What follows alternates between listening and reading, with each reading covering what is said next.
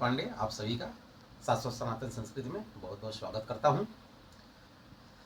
आज का ग्रंथ बहुत ही छोटा, देखिए कितना छोटा है कि माचिस की डिब्बी के बराबर है, परंतु है ये बहुत ही महत्वपूर्ण। आप इसे पूरे संसार का सबसे महत्वपूर्ण ग्रंथ कह सकते हैं, श्रीमद् भगवद गीता। इस ग्रंथ में संसार की सभी ज्ञान, आपके कोई भी प्रश्न हो उसका उत्तर इसमें छिपा हुआ है। तो इसी ग्रंथ के बारे में आज चर्चा होगी। तो चलिए हम और आप मिलके इस पे चर्चा करते हैं। आइए शुरू करते हैं।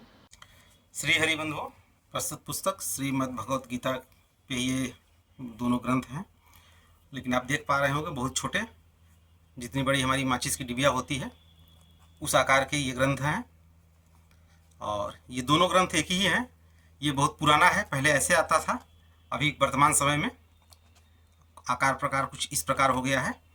तो चलिए दोनों को साथ में देखते हैं। पहले पुराने वाले को देखते हैं, फिर नए वाले की बात करेंगे। तो ये पुराना वाला, ये लगभग यहाँ पे आप संवत देख सकते हैं। ये जो संस्करण था, ये संवत 2091 का 32वां संस्करण, और ये इसको मैंने लगभग 1996 के आसपास शायद मैंने इसके लिया था। तो आप जैसा देख पा रहे हैं बहुत पुराना संस्करण है, और उस समय इसका जो मूल्य था वो आप यहाँ पे देख पा रहे होंगे, 1 रुपये 50 पैसे मात्र इस समय उसका ये मूल्य था, 1 रुपये 50 पैसे में, 1.5 रुपये में। अभी तो 50 पैसे चलता ही नहीं है। और इस संस्करण की बात करें तो ये जो संस्करण है ये संवत 2080 का 98वां पुनर्मुद्रण है। यहाँ पे आप देख पा रहे होंगे कि 2051 का 32वां संस्करण था और ये 98 हो गया है। और यहाँ पे जो छपा था कुल 12,35,000 तब तक छपा था ये, और अभी ये वर्तमान में 60,24,000 की प्रतियाँ इसकी छप चुकी हैं। यहाँ पे मूल्य मात्र 1 रुपये 50 पैसे था, यहाँ पे मूल्य 15 रुपये हो गया है। तो आइए आगे बढ़ते हैं। तो पहले की चूँकि बहुत पुराना है तो कागज़ पीले पड़ गए हैं, लेकिन है अभी भी ये देखिए बहुत अच्छा। इसको मैंने तब भी बहुत संभाल के रखा था। तो आइए इसमें पृष्ठ देख लेते हैं। जैसा कि आप देख पा रहे हैं ये काफ़ी पतला दिख रहा है और ये काफ़ी मोटा दिख रहा है। तो आइए देखते हैं, पृष्ठ भी अंतर है पृष्ठों में। तो यहाँ पे कुल पृष्ठ जो दिए गए हैं यहाँ तक ही, यहाँ 3-4 पृष्ठ एक्स्ट्रा हैं लेकिन उस पर लिखा नहीं गया है। तो यहाँ पे जो पृष्ठों की संख्या दिख रही है वो 248 है, और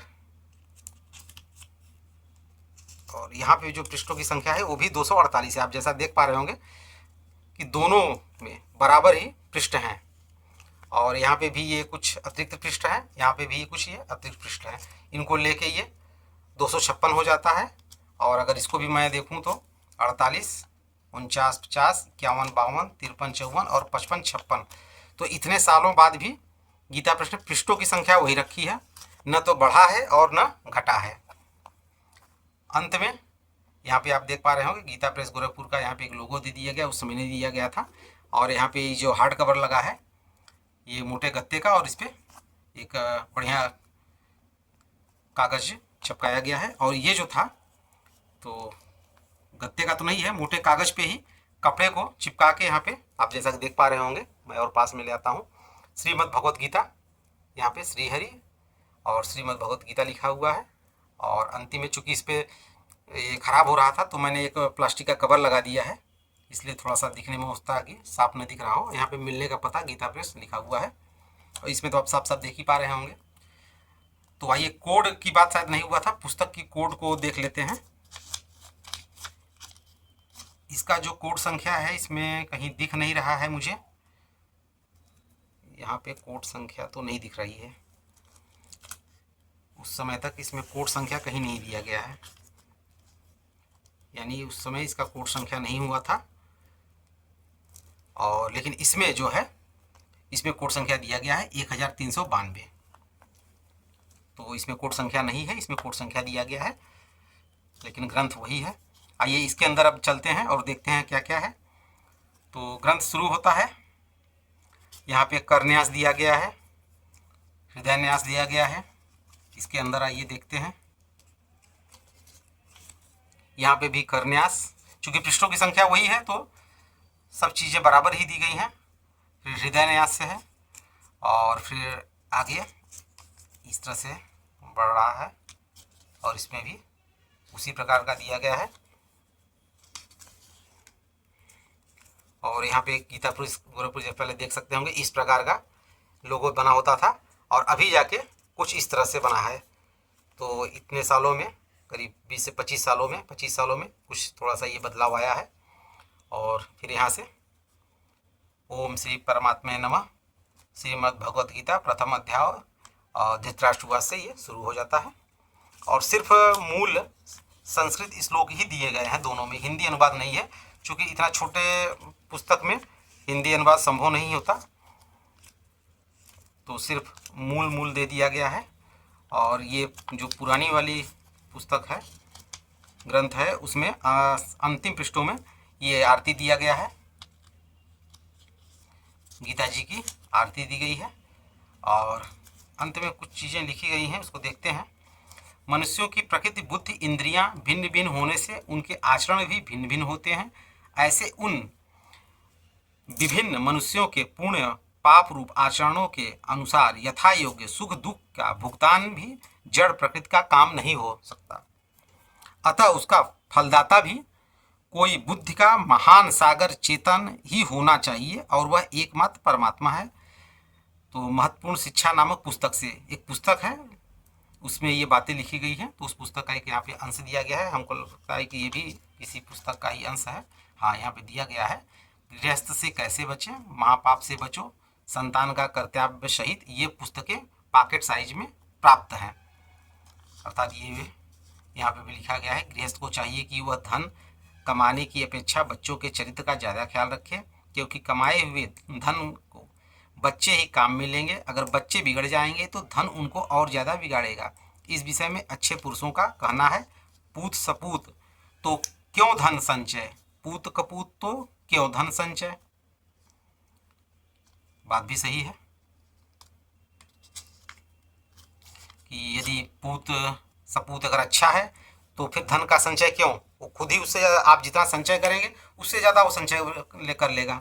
और पूत अगर कपूत है तो फिर धन का संचय ही क्या, क्योंकि फिर उसको तो और भी वो कपूत बनाएगा। बहुत गूढ़ बातें हैं। फिर यहाँ पे गीता प्रेस गोरखपुर की निजी दुकानें हैं, पुस्तक कुछ ये पृष्ठ थोड़ा सा इसी तरह चिपक गया है। तो इस प्रकार ये वाली पुस्तक है।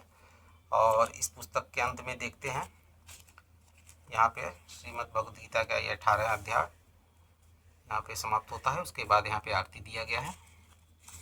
और आरती में यहाँ पे उन पृष्ठों में, जहाँ पे यहाँ पे इन पृष्ठों में अन्य पुस्तकों के कुछ वाक्य व लाइनें लिखी गई हैं।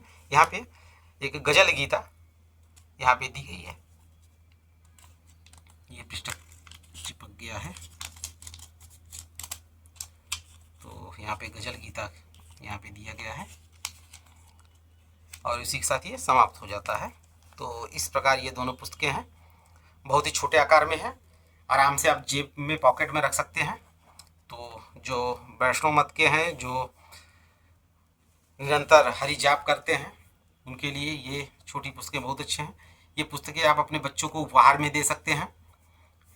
छोटी छोटी चीज़ें बच्चों को पसंद आती हैं और फिर ये उपहार में उनको पसंद आएंगी, अपने पास रखेंगे, फिर धीरे धीरे उनकी आदत होगी पढ़ने की। तो इस तरह से अपने धर्म, संस्कार, संस्कृति के प्रति उनकी रुचि जागृत होगी। तो कृपया बताएं कि ये पुस्तकें कैसे लगी, और अगर कुछ मन में शंका, मन में कुछ प्रश्न हो तो कृपया कर उन्हें पूछें। मैं समयाभाव तो होता है, लेकिन देर सवेर प्रश्नों के उत्तर जरूर मैं आप तक पहुंचाऊंगा। इसी के साथ इस चलचित्र को विराम देते हैं। अगले चलचित्र में फिर कुछ नए विचार, कुछ नए पुस्तक, कुछ नए ग्रंथ के साथ फिर प्रस्तुत होऊंगा। तब तक के लिए आप सभी का बहुत बहुत धन्यवाद।